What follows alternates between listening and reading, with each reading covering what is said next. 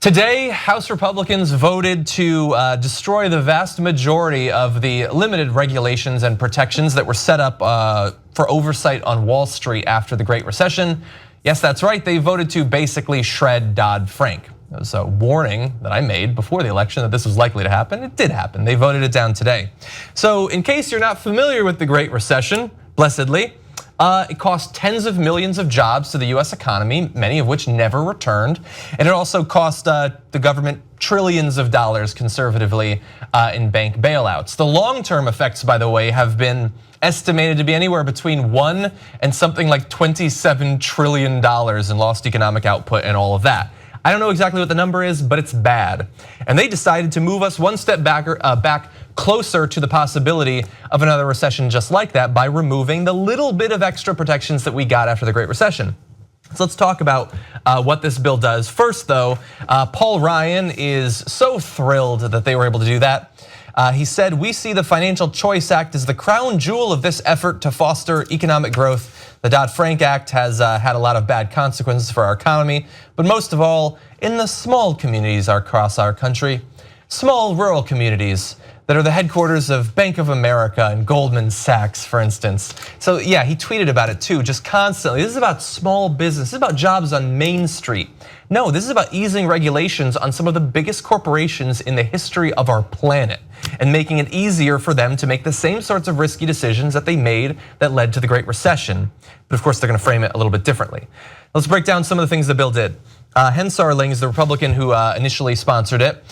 His bill would give the president the power to fire the heads of the Consumer Financial Protection Bureau, an organization the Republicans have never been in favor of, and the Federal Housing Finance Agency, which oversees mortgage giants Fannie Mae and Freddie Mac, at any time for any or no reason. That sounds like big government to me, right? It does seem like it. It sounds like you're giving the president a lot more power. Yeah. Isn't that big government? It does seem like it, yeah. And those organizations are supposed to be less political. They're supposed to be slightly more independent. That's one of the reasons the Consumer Financial Protection Bureau has been able to accomplish the things that it has, back when it had funding and a leader and all of that. It's called the Consumer Protection Bureau. Yeah, that's why they don't like it. It's called the Consumer Protection Bureau. Yeah. And they hate it. They've hated it since before it existed. Right.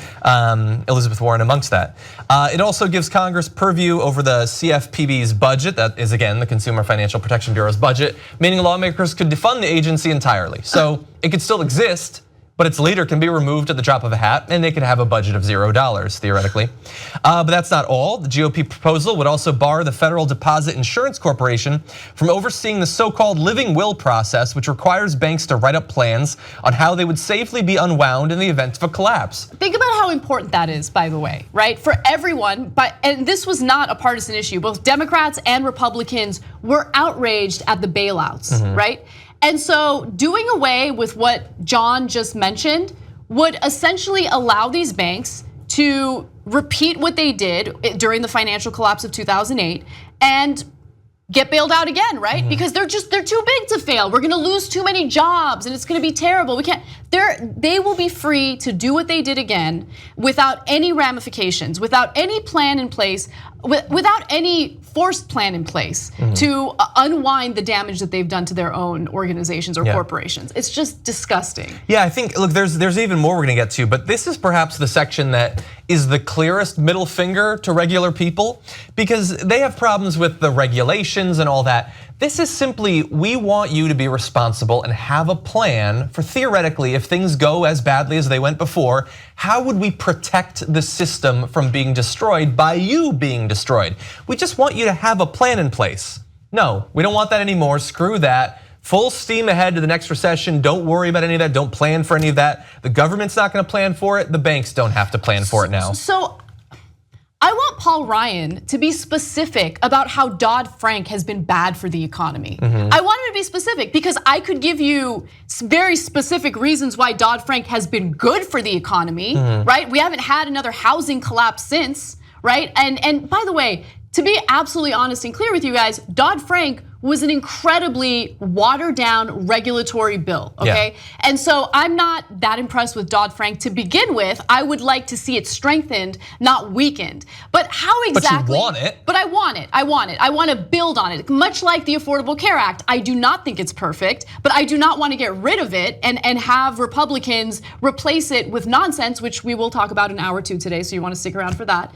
But this is madness, and it is a middle finger to Americans, right? It is a giveaway to corporations. I was listening to Bloomberg this morning, and they were talking about, what the House just did with this vote.